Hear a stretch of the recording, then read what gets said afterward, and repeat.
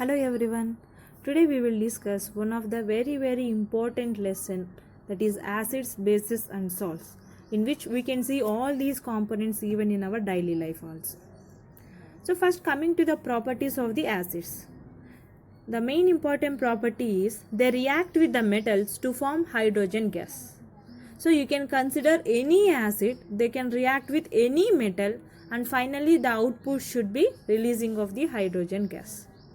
For example, if you consider zinc metal and if you consider hydrochloric acid, then zinc plus hydrochloric acid will releases hydrogen gas by forming the product of zinc chloride.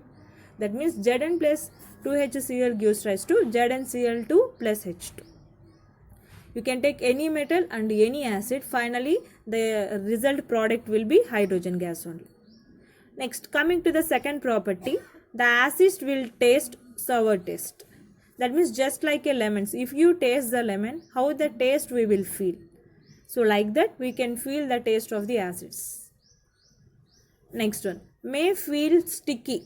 Even if you touch this lemon juice or even any vinegar also, whenever we will touch it, we can feel some stickiness, right? Not feeling freely, so we can feel some stickiness, greasiness simply you can say.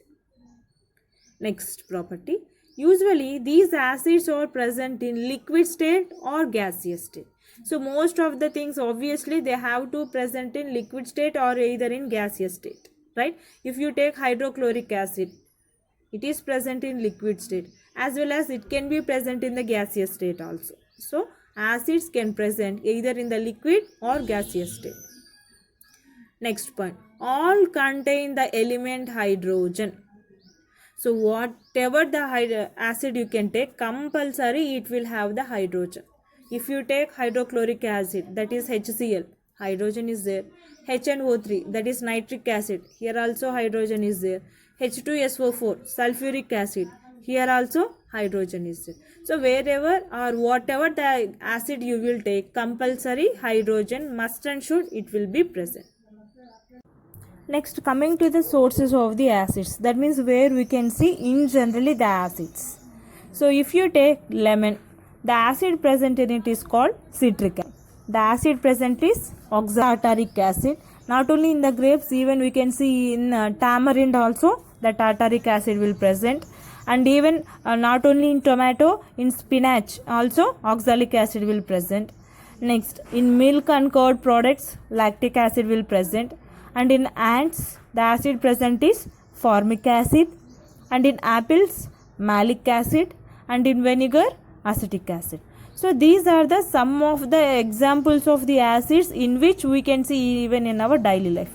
Even we can add tea and coffees also. So tea, the acid present in it is called tannic acid. So like that, so many examples we can think about it. Next, coming to the properties of the bases. So these bases will taste bitter. For example, if you consider the best example, baking soda, what we are using in our kitchen. So if you see that taste, it will taste bitter taste. Why? Because it is a basic compound. So the bases always will taste bitter. So but definitely do not try this at home. Why? Because even the strong bases also will hurt us. So that is the reason, without knowing that we can't touch it also. Next, feel slippery. The best example you can consider is soap. Why? Because soap is the best example for the base. If you touch the soap, obviously we will feel slippery. Next, it can be strong or weak electrolytes in aqueous solution. So electrolytes, aqueous solution, we all know electrolytic cells. That means which will conduct the electricity. Electrolytes means the solution which we will use for conducting the electricity. Electricity means what? Flow of ions. For example, if you consider any base, let it be sodium hydroxide, that is NaOH. On breaking down of this NaOH, we can get Na plus and OH minus ions. So what is current? Flow of ions only. So these bases, as it is having the ions, they can conduct the electricity. It can be a strong or it can be a weak, but definitely it will conduct the electricity. Next one, they react with the acids to form water and salt. So bases reacts with the acids to form water and salt. So the reaction between acids and bases to form water and salt is called neutralization, which we have to discuss at the end of this topic. So bases, they will react with the acids to form water and salt. For example, if you take the example of acid means HCl you can take, base NaOH you can take. So NaOH plus HCl gives rise to NaCl plus H2O. That means compulsory whenever the acids and bases reacts with each other, they will form the products of water as well as the salt. So now if you consider some examples of the bases, that is sodium hydroxide, that is NaOH. It is also having some other names like Li or Drano. We can call sodium hydroxide other names as Li, Lye or Drano also. Next, another base is magnesium hydroxide, that is MgOH taken twice, which is also called as milk of magnesia. So this milk of magnesia, this base is used for the treatment of acidity issues. That means the milk of magnesia acts as an antacid. Sometimes we can see some persons are feeling with acidity issues. There they will have ENO, right? So in the ENO also we can see this base containing compounds only. So why the acidity problem will rises? Why? Because the HCl present inside the stomach, so it will increases their amount. So finally, if the amount of HCl gradually increases, there we can feel the acidic conditions in the stomach. In order to reduce that acidity issue, we can have the base. So whenever we will intake the base, the acid present inside the stomach neutralize with each other, then we can get relief from the acidity issue. So there we can use this milk of magnesia for the treatment. Next example is calcium hydroxide, which is also called as lime water, and its formula of calcium hydroxide is CaOH taken twice. So if you take some general examples of the bases, we can see these bases in the form of detergents, baking soda, dry cleaners, ammonia, soaps, it may be hand soap or dishwasher also, or even antacid. Antacids means just now we said which acts against the acidity like milk of magnesia. So in all these cases we can see the bases will be present.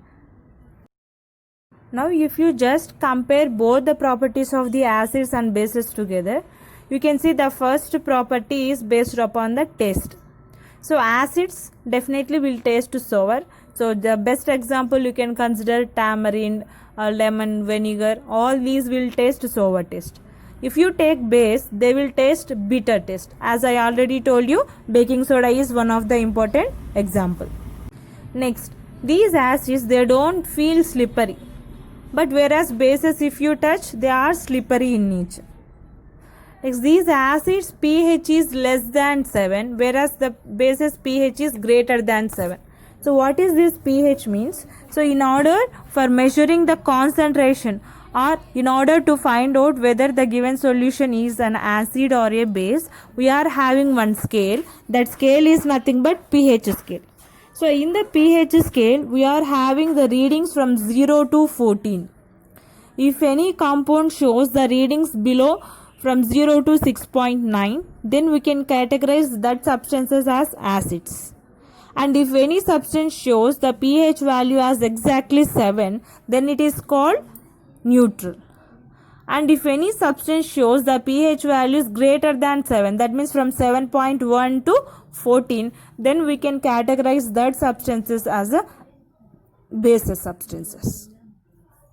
Next, coming to another property of the acids, these acids releases hydrogen ions present in the aqueous solution. So as I already discussed that, so acids compulsory they are having hydrogen, whatever the acid you can take, whether it may be hydrochloric acid or nitric acid, sulfuric acid, compulsory hydrogen will be there. So whenever we dissolve these acids in the aqueous solution, they will release as H plus ions. So that is the reason if you consider HCl, on breaking down of HCl, it releases the ions like H plus and Cl minus ions. Next, coming to the bases, they will release this OH minus, that is high in the aqueous solution. For example, if you consider NaOH, so this NaOH on breaking down, we will get Na plus and OH minus. So compulsory acids means they have to release H plus ions, and bases means they have to release OH minus ions. Next property, acids can corrode metals. Corrode means nothing but damage you. So if we add these acids to the metals compulsory, these acids will change the metals, simply we can say. So for example, if you add these acids, or even if you store these acids in a metal containers also, it will start damaging that metal container. But bases, they can't corrode the metals. Next, these acids reacts with metals to produce a compound and hydrogen gas. So for example, if you take HCl, react with metal, let it be magnesium. So HCl plus magnesium will give rise to one compound, that is called magnesium chloride, by the evolution of the hydrogen gas. So Mg plus 2HCl gives rise to MgCl2 plus H2. But whereas these bases, they do not react with the metals. So as they are not reacting with the metals, definitely no compound or no hydrogen gas will release this. Next, coming to another property of the acids, they will turn the litmus into red color. So red means it won't be exactly red, so we can consider light pink also. If you test these acids with the litmus paper, whether it may be red litmus or blue litmus, the color of these acids will be in red color. Whereas these bases, obviously they change the litmus paper color into blue color. As in the previous table of the properties of the acids and bases, we raised one concept, that is pH. So here this is the pH scale, and you can see the readings from the 0 to 14 and from 0 to 6.9. That means below 7, that is acidic, and after 7, that is base, and exactly 7, that is neutral. So here are some examples. So at pH level 1, we can see the best example is stomach acid. That means the HCl, whatever present in the stomach, is the best example, which is having the pH value of 1. And pH value 2 example is lemon, which is having the acid, that is citric acid. Next, pH 3, grapes, acid is tartaric acid. And pH value 4, tomatoes, and the acid present in it is oxalic acid. And if you take bananas, the acid present in bananas is nothing but malic acid. So what is the acid present in the apples? The same acid is present in bananas also. And in milk, obviously we all know that it is lactic acid. So all these are having acids, that is the reason their pH is less than 7. And if you take the pH at 7, we can say that substance is as neutral. So if you take pure water, so that means which is free from the salts or ions, then that water is nothing but neutral substance. And more than 7, all are having basic compounds only. So if you take eggs, calcium carbonate, baking soda, sodium bicarbonate, soap, sodium hydroxide, so all these are bases. That means which are having the pH values greater than 7, we will consider them as bases. How can we decide whether any substance or acid or a base or a neutral? Means we will use some special type of chemical substances called an indicator. So what is an indicator? A substance which changes the color depending on whether the solution tested is acidic or alkaline. That means whenever if we add this indicator substance to either acidic or alkaline, they will change its color. So depending upon the color, we can identify the given solution is whether acidic or alkaline. And in generally, these indicators are present in solution state, that means liquid state. So whether if you take any solutions, whether it may be synthetic or natural, they will present in the liquid state, most of the solutions. Okay. Next, it can come from the natural sources or from the synthetic sources. That means we can simply say the indicator may be a natural indicator or it can be a synthetic indicator. So natural indicator means which will coming out from the nature, and artificial or synthetic indicator is nothing but which is coming out from the synthetic sources. That means simply we can say as man made. That means human beings can prepare that. Here I took one example for the natural sources and one example for the synthetic sources.